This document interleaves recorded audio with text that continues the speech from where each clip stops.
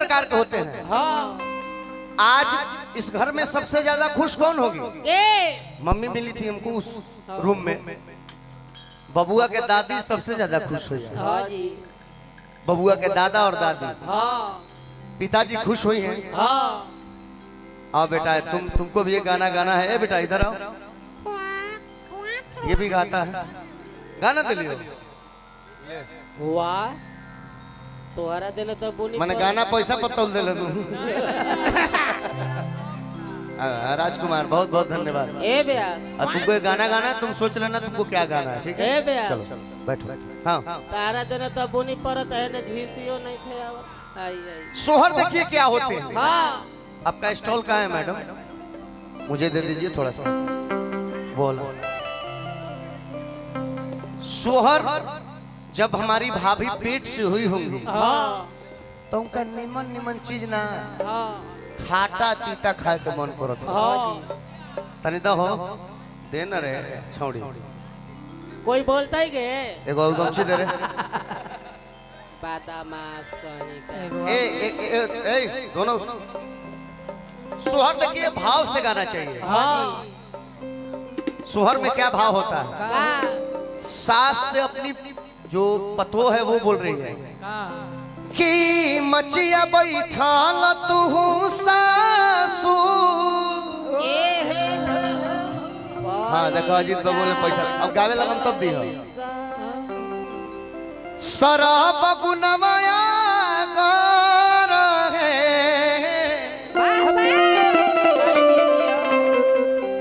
ए ललना मन करे चाउर के सबेनी खाए के आ जमल जमल दही खाए के।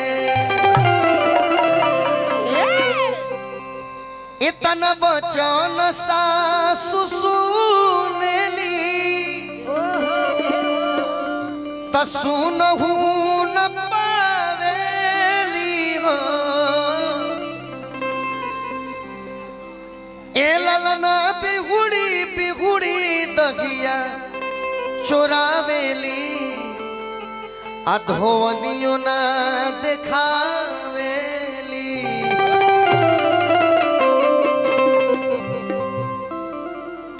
लेकिन जब लड़का पेट में रहेला सा तो मेहरारू मरद के कुशल है।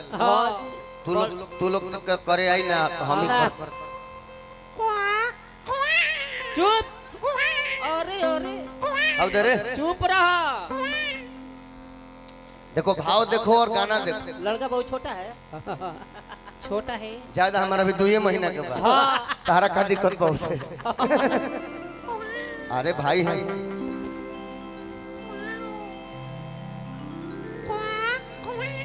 लाइट बंद करवाएं।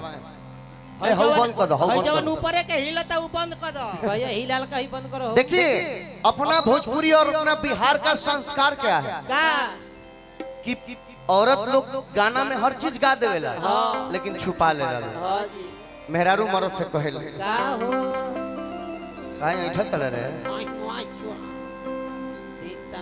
नहाई खाई का। आप इधर आए जा जा सटा सटा। तो गाने वक्त क्या बोला जाता है का हो कि कौने माँ से बाबा मोर बियाह कइले। हर कौने माँ से मुंह पर ध्यान दिया है, पर ध्यान दिया, चले पर ध्यान दिया। हाँ। हम सिर्फ टाइम पास करने वाले कलाकार नहीं है। कलाकार माने कलाकार हाँ। ऊपर से नीचे तक। हाँ जी। कि कौने माँ से बाबा मोर बियाह कइले।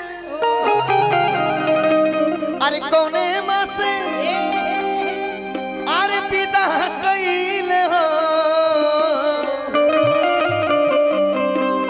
देख कैसे चल रहा कैसे ए ललना कौने माँ से।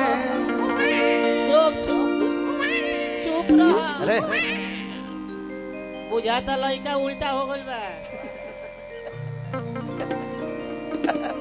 घोड़ा भाई आगे आइल है। अरे देखिए शब्द देखिए क्या है। ए ललना कौने माँ से सैया से जिया सुतनी तो ए लालना कोने में से सैया संग में सुतनी तो गोदिया हमरो भारी भइली हो। इस लाइन में हर चीज लोग बोल दी। ए लालना कोने में से सैया संग में सुतनी तो गोदिया हमरो भारी भइली हो। लेकिन ये संस्कार है कि गंदा नहीं लग रहा है। ये अपने बिहार का तब हमारे जैसा कलाकार गाता है क्या कि चंदा माया रे अरे बना दिया हर किनारे हो चंदा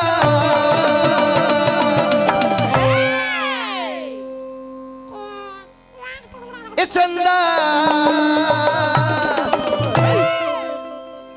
इस गाने में मेहनत नहीं है, इस गाने में सिर्फ लचक है। आप लोग लचक दिखाएंगे कृपया। तुम तो बहुत देखो कलाकार का मतलब पता है क्या? मंच पे जो गाने वाला है, जो बजाने वाला है, उसका चेहरा खिला होना चाहिए। थोथ लखा मुंह का के नाच, थोथ लखा मुंह का के बजावा, पब्लिक को थोथ लखा मुंह का के घरे चल जाए। थोड़ा डांस हो। कलाकार में कितना भी कष्ट उसको बीत रहा हो लेकिन उसको हंसना है।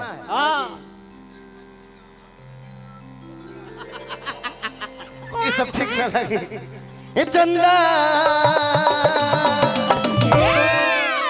यशोदा मैया चंद्रमा मामा से कहती है ए चंदा अरे आवन हमारी अंगनवा ललनवा हमरो रोवता।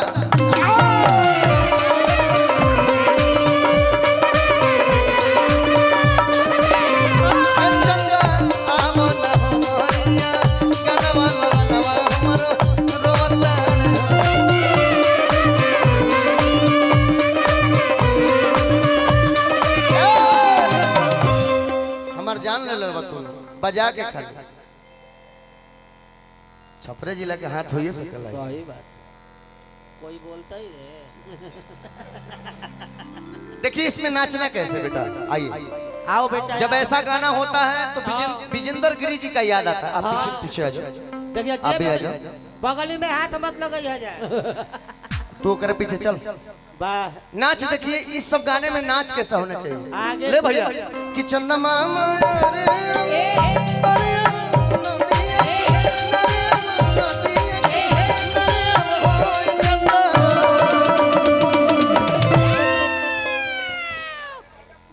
का भइल रे आई हो दादा।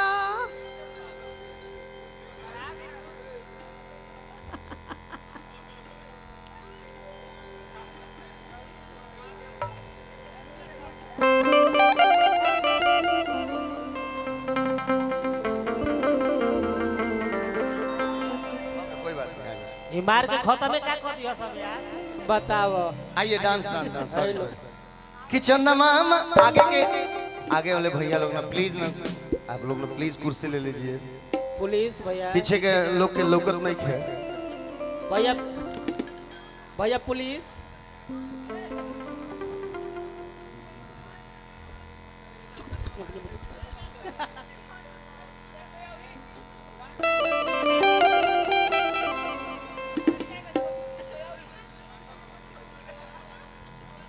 फिर थाना में पुलिस हो जाए। सुन लो अजीत भैया छोड़ना, ठीक बा, एंजॉय कर रहा है ना देख पीछे वाले लोग देख रहे हैं ना, ओके है ना?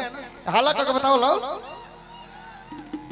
हाँ सब लोग देख रहा है ना, दिखता है ऐसा तो झगड़ा करवा दे तूने यार। उन्हें पर देख रहा है इन्हें देख रहा है। चलो जी भाई तेरी माँ चलो दे मारो कि चंदा मामा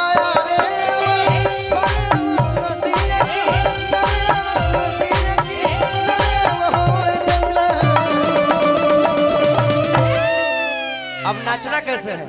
मीठा मीठा हट हट हट ए चंदा अरे अवना गाना के पीछे लाला नवा हमारो रोवत।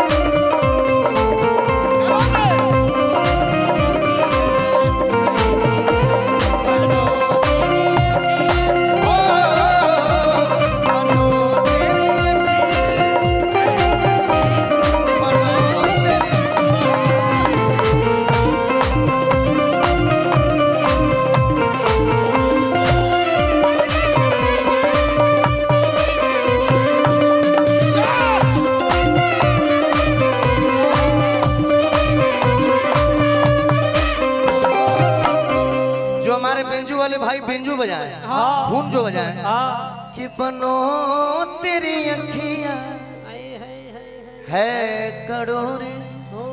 भोजपुरी गीत हमनी के लिखली जा, जख्मी लिखले का जान तड़ू तन ठेका चलो दे बाबू। मीठा मीठा जो बनावाए गोरी दे दो उधारी, जो बनावाए गोरी दे दो उधारी, जो बनावाए गोरी दे दो।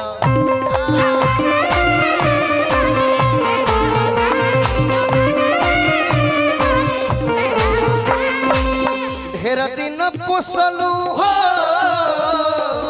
ढेर दिन पोसलू अब हम संभारी, जो मनाए गोरी। क्या हुआ की भलवा हाँ?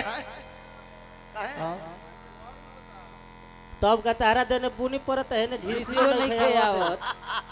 बैटरिया चार्ज रही तब नु। हां भाई ए अजीत भाई देखो इनके अंगूरी नहीं के चलते हनियो को कुछ बरसा दे भाई। भाई हमें लोग भैया हेनियो झीसी परे द देखा झीसी परे लागल कि जो अरे परे लागल आवद झीसी हम कहे एके बे रोक काहे चलल लो कि जो बनावाए गोरी दे दो उधारी।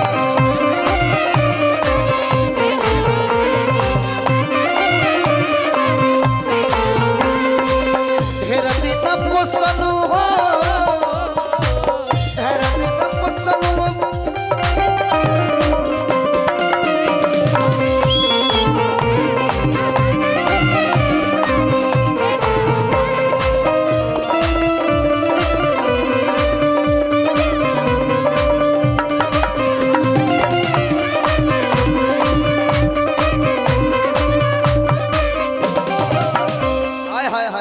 ठेका चलत रहो प्रोग्राम मने जम कर रहो कैसे के यारे आई पर आई नदिया नरे आई नदिया नरे आई होए जसुदा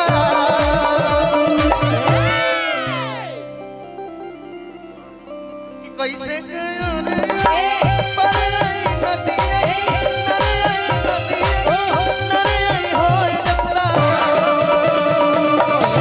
जसुदा घेरली है कारी रे बा दरवा लाला नवा तोहरो रोवे लगी है।